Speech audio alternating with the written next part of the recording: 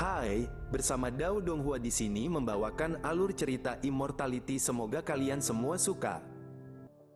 Bahkan harta yang murni dan air suci 9 matahari akan dilelang.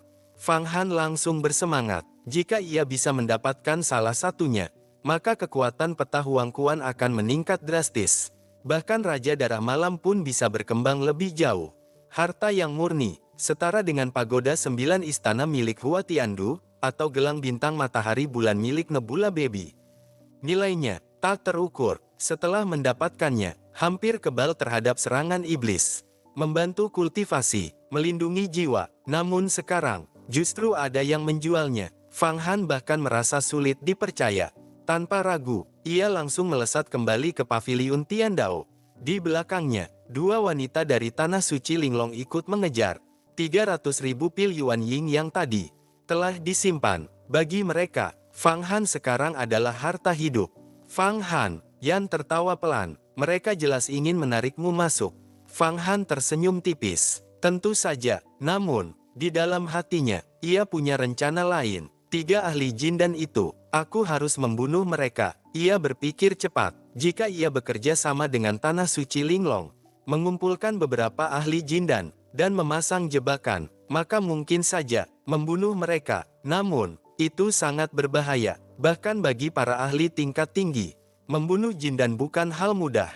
Jika mereka meledakkan inti mereka, semua bisa mati bersama. Minimal 5 atau 6 ahli jin dan dengan formasi dan artefak, baru ada peluang. Fang Han menghela napas. Namun, ia tidak punya pilihan. 3 pembunuh itu seperti bayangan, mengintai setiap saat. Jika tidak disingkirkan, ia tidak akan pernah tenang. Jika aku bisa mendapatkan harta yang murni, maka kekuatanku akan meningkat drastis. Bahkan bisa menahan 1 ahli jin dan sendiri. Yan langsung menyela. Jangan terlalu percaya diri. Fang Han hanya tersenyum. Tak lama kemudian, ia tiba kembali di paviliun Tiandao.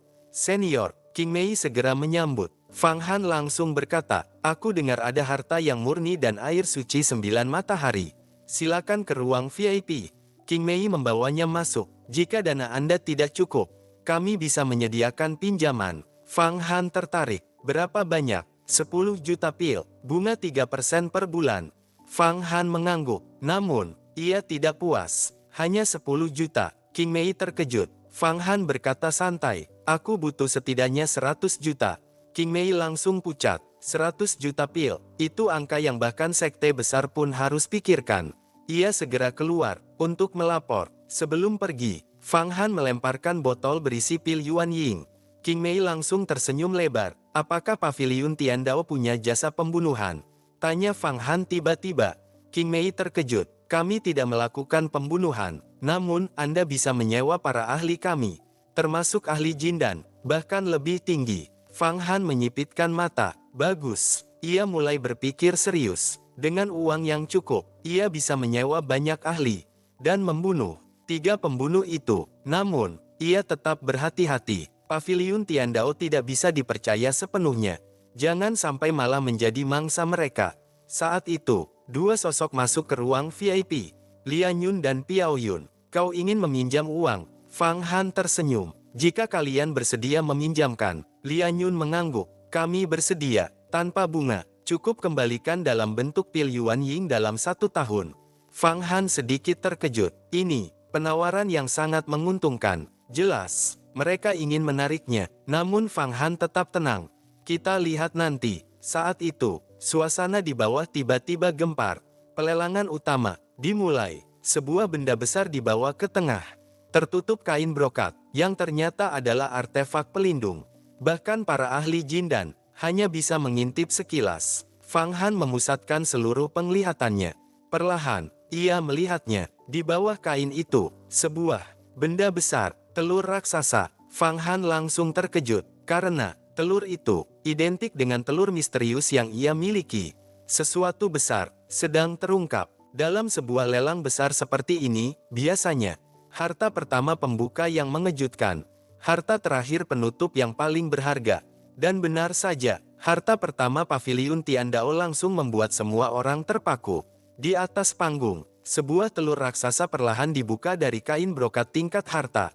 Begitu terbuka, ledakan energi kehidupan yang mengerikan menyapu seluruh aula. Fang Han langsung merasakan tekanan luar biasa. Seolah-olah, seekor makhluk purba raksasa sedang menatapnya. Ia terkejut dalam hati, energi kehidupan ini bahkan lebih kuat dari telurku sendiri. Di seluruh aula, orang-orang mulai gempar, energinya luar biasa, ini bukan telur biasa, bahkan telur naga mungkin kalah. Perdebatan mulai muncul, ada yang menyebut naga, ada yang menyebut phoenix, bahkan ada yang menyebut makhluk purba.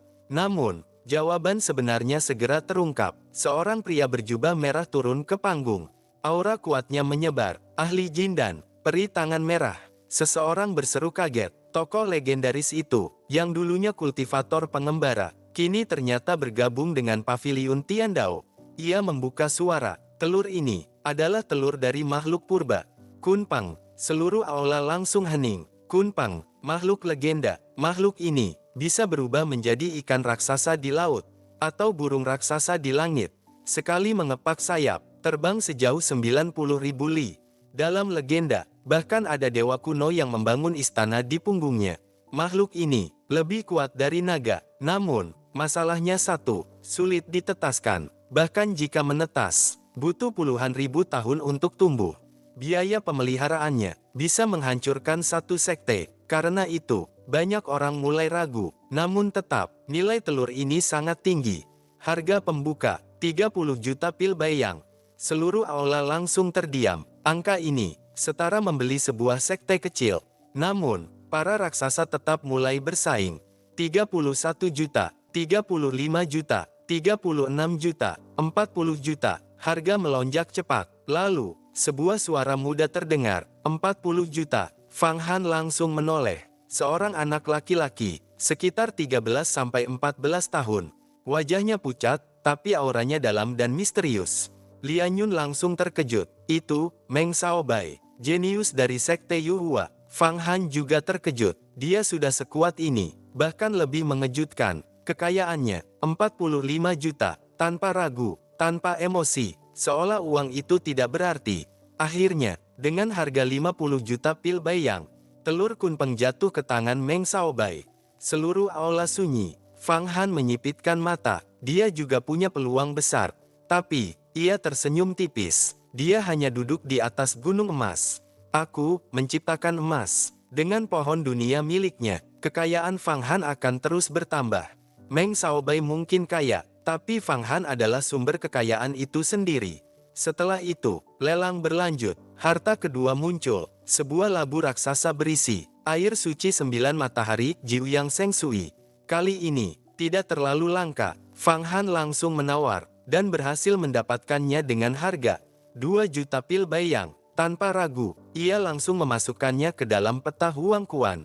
Yan segera melahapnya. Tubuhnya bersinar kuning samar. Lukanya pulih sepenuhnya. Kekuatannya sedikit meningkat. Namun, belum cukup untuk naik tingkat. Yan berkata, jumlahnya terlalu sedikit. Kalau ingin menembus level, butuh jauh lebih banyak. Fang Han mengangguk. Kalau aku mendapatkan harta yang murni, yang menyimpan kolam besar Jiuyang Seng Sui, maka, aku bisa membuatmu benar-benar berevolusi. Dan saat itu, tujuan Fang Han semakin jelas. Target berikutnya, harta yang murni. Sebuah harta yang murni pure yang treasure, mengandung energi Jiuyang 9 matahari dalam jumlah yang luar biasa. Contohnya seperti gelang 5 bintang matahari bulan. Di dalamnya terkandung beberapa bagian besar air suci Jiuyang yang telah dipadatkan berulang kali. Jika dibandingkan, beberapa kendi kecil air suci Jiuyang saja tidak ada artinya. Saat dahulu, Yan bisa naik ke tingkat dunia langit Heavenly Realm. Itu karena ia meminum energi yang setara dengan satu kolam penuh Jiuyang Seng Sui dari 7 daun iblis. Dan ke depannya, setiap kenaikan level, jumlah Jiuyang Seng Sui yang dibutuhkan akan berlipat ganda. Jika ingin kembali ke tingkat rahasia umur panjang, maka dibutuhkan setidaknya satu sungai besar Jiuyang Seng Sui. Namun kenyataannya, bahkan sekte sebesar Tai pun tidak memiliki sebanyak itu. Bagi kultivator biasa, Jiuyang Seng Sui sudah sangat berharga. Bahkan bagi ahli umur panjang, membuatnya tetap membutuhkan usaha besar. Untuk memulihkan Yan sepenuhnya, dibutuhkan 10 ahli tingkat umur panjang.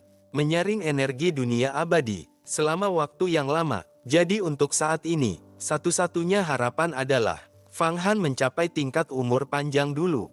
Meski begitu, dengan luka yang telah pulih sepenuhnya, Yan sudah sangat puas. Tiba-tiba, Yan berseru, "Fang Han, lihat itu, barang berikutnya adalah yang kamu butuhkan." Di panggung, muncul benda ketiga, kristal tanah suci, 9 hari tanah nafas, Nine Heavens Breathing Earth. Benda itu tampak kecil, hanya seperti pasir kuning biasa. Namun, jika dirasakan dengan kesadaran spiritual, itu seperti gunung purba raksasa. Yan berkata dengan serius, "Ini adalah benda suci elemen tanah. Dulu para ahli kuno memakainya untuk mengendalikan banjir. Dengan sedikit saja, bisa berubah menjadi bendungan raksasa, menahan banjir ribuan tahun, melindungi generasi manusia." Kegunaan lainnya, memperkuat gua kultivasi Dongfu, mempercepat pertumbuhan tanaman spiritual, membuat gunung menjadi tak tergoyahkan, bahkan bisa memunculkan petir tanah otomatis untuk menyerang musuh. Harga awal, 5 juta pil bayang. Fang Han langsung menawar, 5,1 juta. Beberapa orang ikut bersaing, termasuk seorang kultivator tingkat rendah yang tampak putus asa. Namun segera, harga melonjak, 5,5 juta, 5,6 juta, 5,7 juta. Persaingan semakin ketat. Seorang Taois berjubah perak ikut masuk, memakai jubah 10.000 pedang, Wan Jian Robe. Kemudian, Meng Xiaobai ikut turun tangan, 6 juta. Fang Han mengerutkan kening. Ia tahu, Meng Xiaobai sangat kaya, namun, barang ini sangat penting baginya. Jika ia mendapatkannya, teknik kaisar tanah akan meningkat.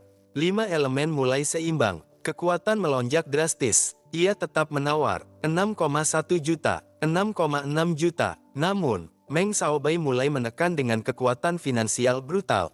7 juta, 8 juta, 10 juta, 15 juta. Aura penindasan finansial terasa jelas.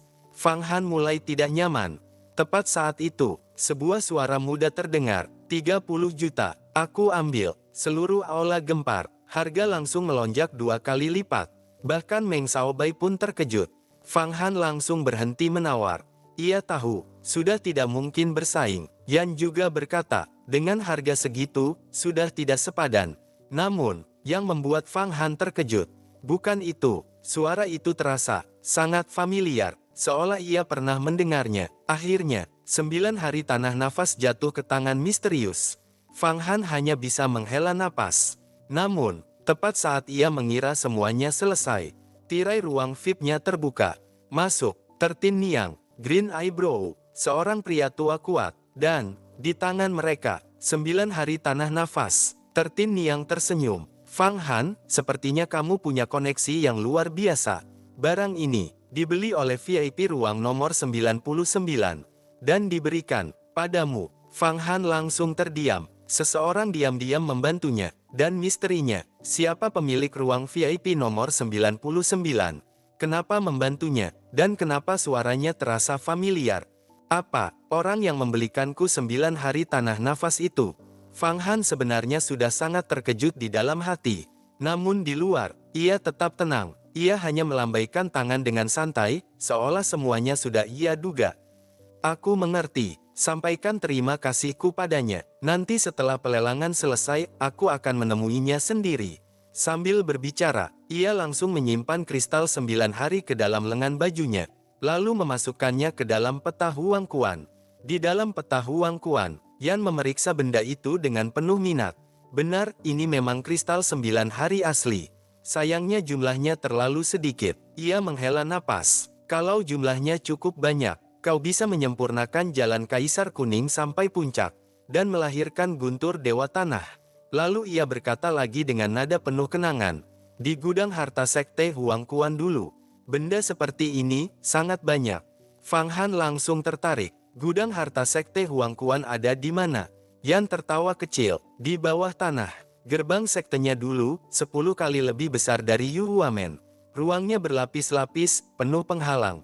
Hartanya tak terhitung, tapi sekarang, tak bisa kita masuki. Sejak kematian Kaisar Huang Kuan, sekte itu telah terpecah.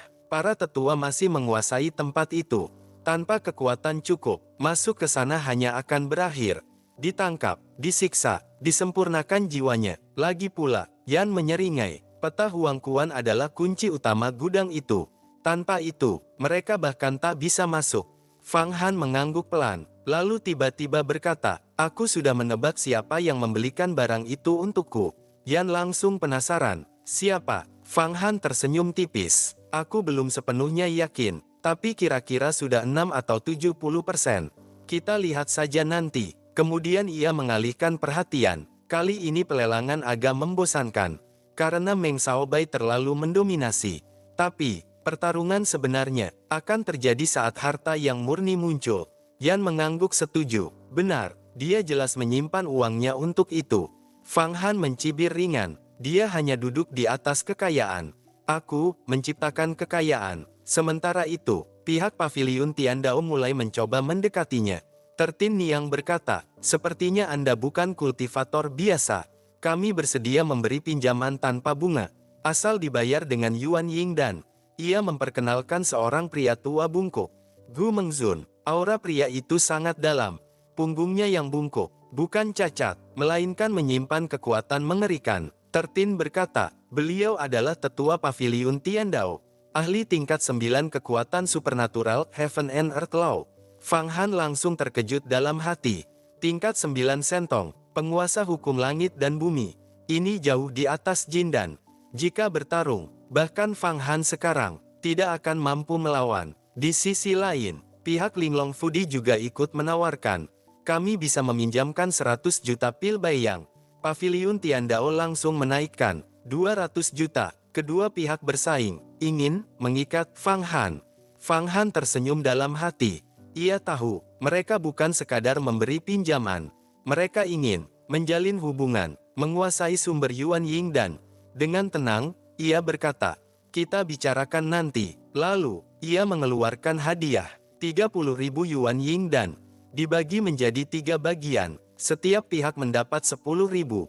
Semua orang langsung terkejut. Ini setara 1 juta pil bayang. Hanya untuk hadiah perkenalan. Gu Mengzun bahkan tidak menolak.